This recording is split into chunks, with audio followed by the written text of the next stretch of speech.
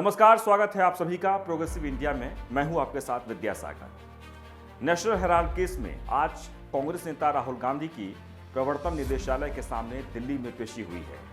पहले राहुल गांधी को शपथ दिलाई गई कि जो भी प्रश्न आपसे किया जाएगा उसका उत्तर आप सही से देंगे। उसके बाद सवाल जवाब का सिलसिला शुरू किया गया। वहीं कांग्रेसी कार्यकर्ता दिल्ली सहित देश के कई हिस्सों में ईडी के खिलाफ प्रदर्शन करते हुए नजर आए। राहुल गांधी पहले कांग्रेस मुख्यालय पहुंचे, फिर ईडी कार्यालय के लिए बहन प्रियंका गांधी और कांग्रेस के वरिष्ठ नेताओं के साथ पैदल रवाना हुए। लेकिन कुछ ही दूरी पर राहुल गांधी को दिल्ली पुलिस ने रोक लिया और गाड़ी से उन्हें ईडी दफ्तर तक जाने को कहा। राहुल गांधी से सवाल करने के लिए ईडी के 3 अफसर तैनात किए गए हैं। इस मामले में कांग्रेस नेता सोनिया गांधी को ईडी ने पूछताछ के लिए कार्यालय बुलाया था, लेकिन वो कोरोना से पीड़ित हैं और राम मनोहर लोहिया अस्पताल में भर्ती हैं। इसलिए अब उन्हें 24 जून को ईडी कार्यालय में बुलाया गया है। आइए विस्तार से हम आपको बताते हैं कि आखिर ये मामला क्या है नेशनल हेराल्ड। दरअसल ये एक समाचार पत्र है जिसकी शुरुआत 1938 में पंडित नेहरू ने की थी। नेशनल हेराल्ड का प्रकाशन एजीएल यानी एसोसिएट्स जर्नल्स लिमिटेड करती थी। इस कंपनी की शुरुआत 1937 में की गई थी। इसमें नेहरू के अलावा 5000 स्वतंत्रता सेनानी शेयर होल्डर्स थे। ये कंपनी 2 और दैनिक समाचार पत्रों का प्रकाशन करती थी, उर्दू में कौमी आवाज और हिंदी में नवजीवन। यह कंपनी किसी एक व्यक्ति के नाम पर नहीं थी। नेशनल हेराल्ड समाचार पत्र उन लोगों के लिए एक मंच बना जो देश की आज़ादी के लिए संघर्ष कर रहे थे। ऐसे में नेशनल हेराल्ड स्वतंत्रता सेनानियों की आवाज को स्थान देने वाला प्रमुख मुखपत्र बन गया। नेहरू इस अखबार में संपादकीय लिखते थे और ब्रिटिश सरकार की नीतियों की कड़ी समीक्षा करते थे, आलोचना करते थे।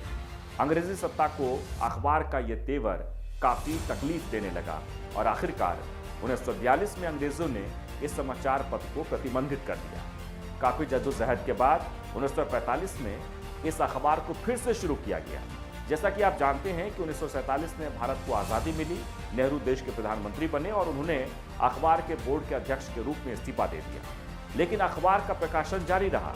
ये अखबार कांग्रेस की नीतियों के प्रचार प्रसार का जरिया बना रहा और इस अखबार में कई नामी ग्रामी पत्रकार संपादक बने।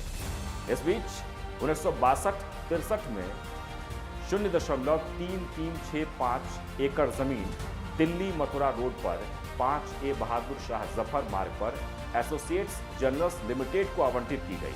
वहीं 10 जनवरी 1967 को भवन निर्माण के लिए भूमि और विकास कार्यालय द्वारा एजेएल के पक्ष में अस्थायी लीज डीड बनाई गई।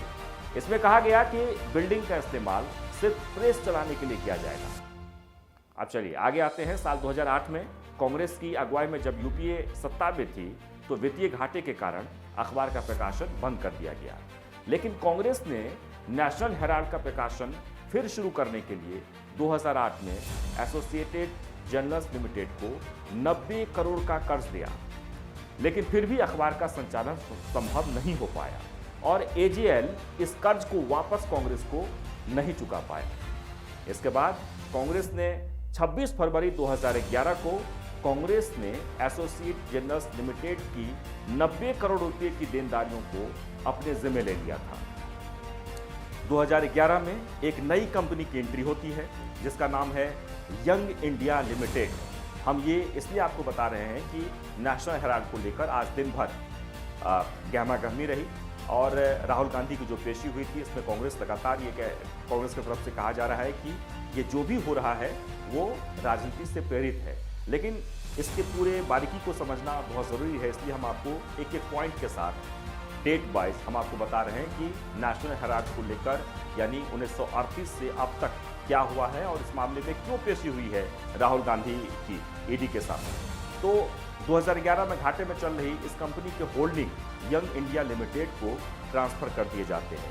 यानी यंग इंडिया लिमिटेड एक कंपनी है और इसकी शुरुआत 2010 में हुई थी। राहुल गांधी इस कंपनी के डायरेक्टर बने। इस कंपनी की स्थापना 5 लाख रुपए से की गई थी।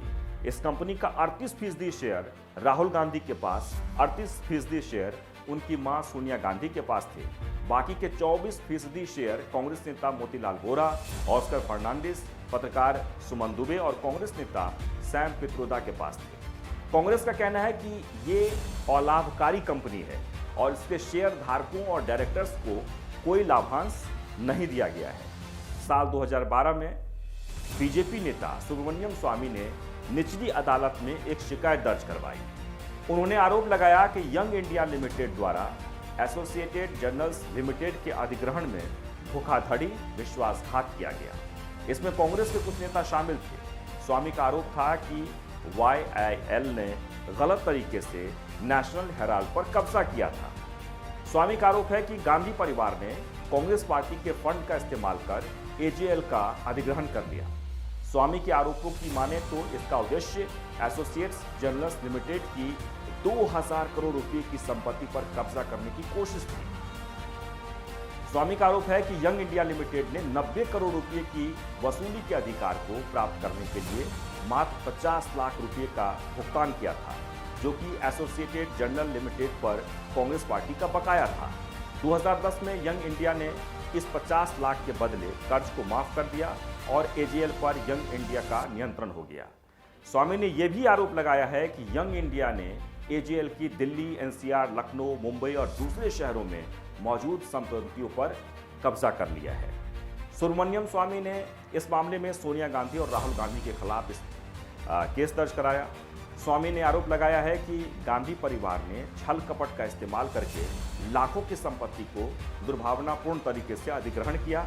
स्वामी ने यह भी आरोप लगाया है कि AJL को अवैध ऋण दिया गया, क्योंकि यह पार्टी के फंड से दिया गया।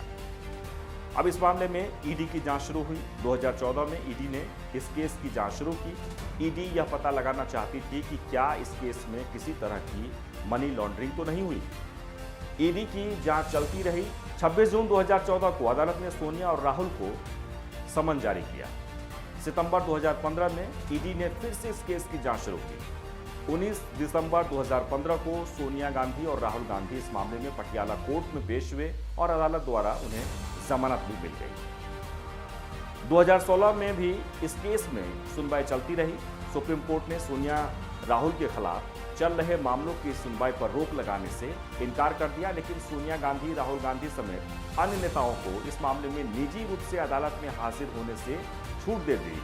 यानी कि आप निजी रूप से हाजिर नहीं हो सकते हैं, आपके बदले में जो आपके वकील हैं या फिर जो भी आपके प्रतिनिधि हैं वो हाजिर हो सकते हैं। इस मामले में छूट दे दी गई। अक्टूबर 2018 में दिल्ली हाई कोर्ट ने AJL को बहादुर शाह जफर मार्ग पर स्थित हेराल्ड हाउस को खाली करने का आदेश दिया। इस आदेश में कहा गया था कि इस बिल्डिंग का इस्तेमाल व्यावसायिक उद्देश्य के लिए किया जा रहा है। इसमें न तो कोई प्रिंटिंग की जा रही है, न ही पब्लिशिंग, जबकि इसी उद्देश्य के लिए 1962 में ये जमीन आवंटित की गई थी। फरवरी 2019 में गांधी परिवार इस फैसले के खिलाफ दिल्ली हाईकोर्ट पहुंचा। 5 अप्रैल 2019 को सुप्रीम कोर्ट ने दिल्ली हाईकोर्ट के इस आदेश पर रोक लगा दिया। 1 जून 2022 को ED ने इस मामले में सोनिया और राहुल को हाजिर होने का नोटिस भेजा।